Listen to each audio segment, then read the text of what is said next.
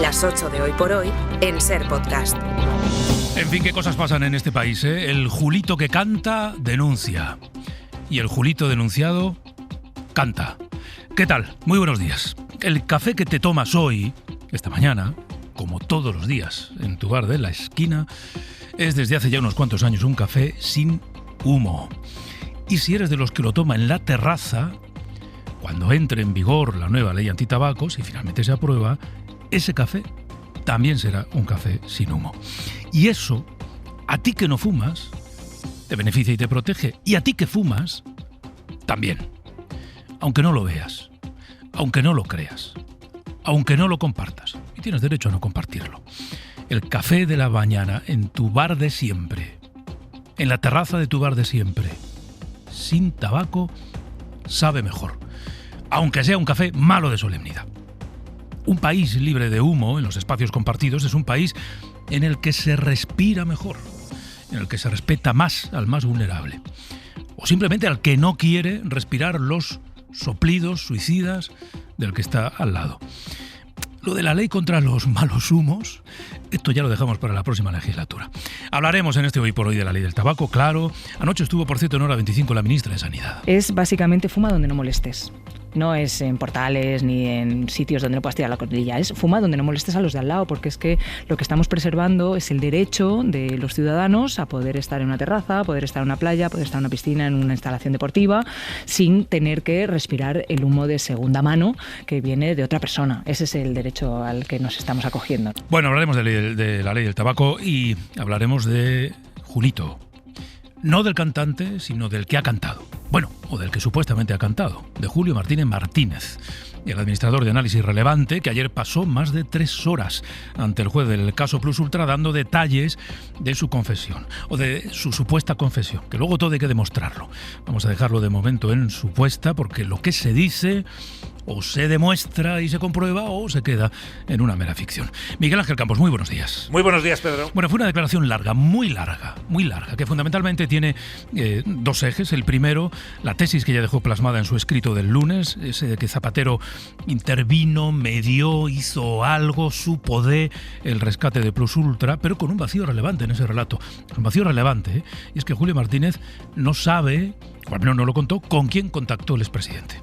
Sí, Julio Martínez no supo decir si Zapatero ejerció algún tipo de influencia ni ante quién, en el gobierno o en la SEPI para el rescate de Plus Ultra. Dijo que no hablaron de ello, pese a la amistad entre ambos. Al respecto, solo manifestó que fue Zapatero quien le comunicó vía WhatsApp la concesión del crédito pocos días antes de que la SEPI lo aprobase, pero no pudo aportar evidencia alguna porque borró sus WhatsApps con Zapatero. Los directivos de Plus Ultra también dijeron en su escrito que no saben si Zapatero ejerció algún tipo de influencia. Julio Martínez insistió ayer ante el juez en que Zapatero era el jefe en la sombra de su empresa Análisis Relevante, que participó en su creación y aunque no aparecía en el accionariado, era quien definía la estrategia y aportaba a los clientes, por lo que el juez le definió como un mero correveidile del expresidente. Bueno, así que primer elemento relevante, lo que hizo, o lo que supuestamente hizo, aquello a lo que se dedicaba Zapatero en el entorno de Análisis Relevante.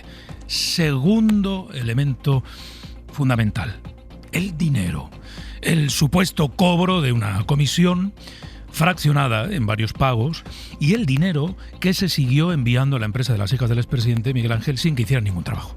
Julio Martínez reconoció que Plus Ultra le pagó el 1% del rescate como comisión de éxito, algo más de $500,000 euros que él después abonó a Zapatero por informes de consultoría y a la empresa de sus hijas por la maquetación de esos informes, y que la siguió pagando cuando los trabajos ya habían concluido porque, tal y como reflejó en su escrito de confesión, en la creación de Análisis Relevante había pactado el pago de una iguala de 3.000 euros mensuales a las hijas del expresidente hasta 2025.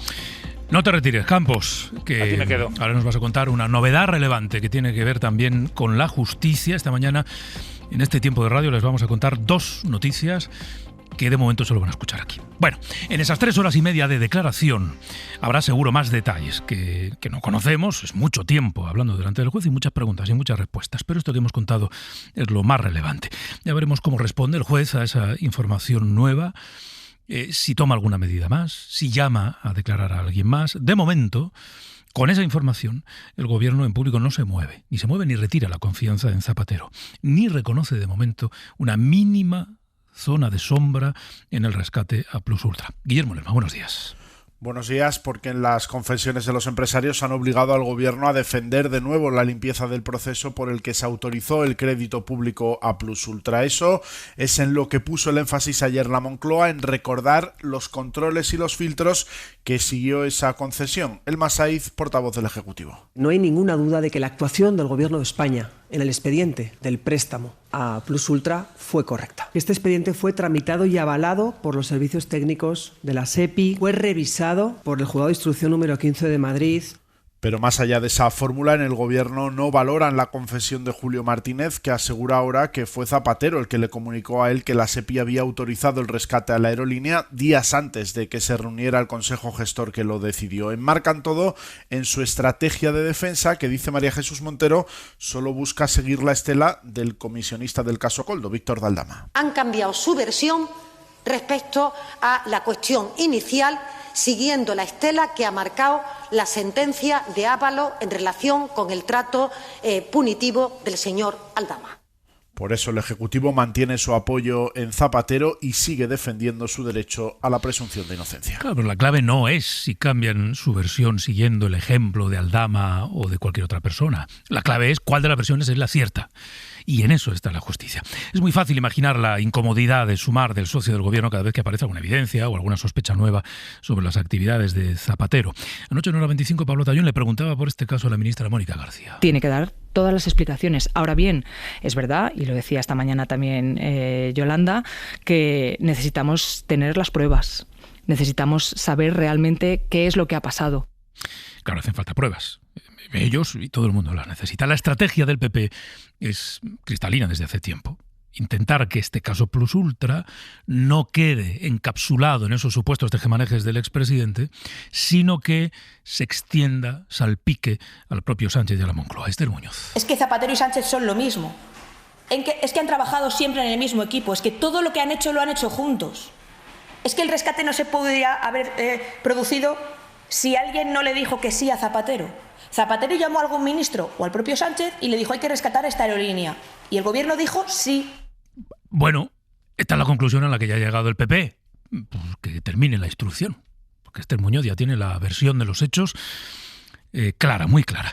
Hoy el protagonismo en los tribunales se lo va a llevar precisamente el Partido Popular, que, oye, también tuvo lo suyo. Y vaya si lo tuvo. Pero ya saben que la justicia las facturas las pasa con lentitud a su ritmo. Hoy las defensas de la Kitchen, del caso Kitchen, empiezan a leer sus conclusiones. Son 8, así que va a llevar un tiempo. La Kitchen, esa operación montada desde el gobierno del Ministerio Interior de Mariano Rajoy para eliminar la información comprometedora que tenía Luis Bárcenas. Digamos que es la cloaca a pleno pulmón. Por cierto, hoy el líder del Partido Popular va a comparecer ante los medios para hacer balance del curso. Bueno, este ha sido el año de muchas cosas, pero también ha sido el curso en el que el PP y Vox han pasado de mirarse con ojos golosones al beso con lengua. Adriana Jordán, buenos días. Hola, buenos días. La elección del día no es casual. Núñez Feijóo sale hoy antes que Sánchez para aprovechar el tirón de los 3 años de las generales de 2023. Fuentes cercanas al líder del PP avanzan un discurso muy duro, centrado en la corrupción y en hablar de una legislatura muerta que nunca debió empezar. El retrato de Feijóo va a mirar a los demás, pero poco dentro de su partido. En estos años, el PP ha dejado la moderación para acercarse al tono de la ultraderecha. De una democracia debilitada, agredida desde las más altas instancias. El PP también ha elegido otros debates, medidas duras contra la inmigración y ligarla con la inseguridad, derogar leyes como la de memoria democrática o la trans, o hablar de las dudas del sistema electoral o de las bajas y el absentismo. Esto es un cáncer que no podemos pagar. En este tiempo, el PP también se ha acercado a Vox, comparten 4 gobiernos autonómicos y no descartan hacerlo en la Moncloa para que den los números. Yo no quiero gobernar con nadie. Ahora bien, aceptaré el resultado de las urnas y garantizaré la estabilidad política en mi país. Y otro giro del PP en Cataluña, donde han abierto el camino del entendimiento hasta normalizar las relaciones con Junts. Hoy por hoy noticias. Ser podcast. 8 y 11 minutos, 7 y 11 minutos en Canarias. Como les decía, a esta hora tenemos 2 novedades que les contamos esta mañana y les avanzamos en la sala. La primera, los cambios que el Consejo del Poder Judicial quiere introducir en sus propias normas para limitar las posibilidades de plantear quejas por el comportamiento de los jueces. Pedro Jiménez, muy buenos días.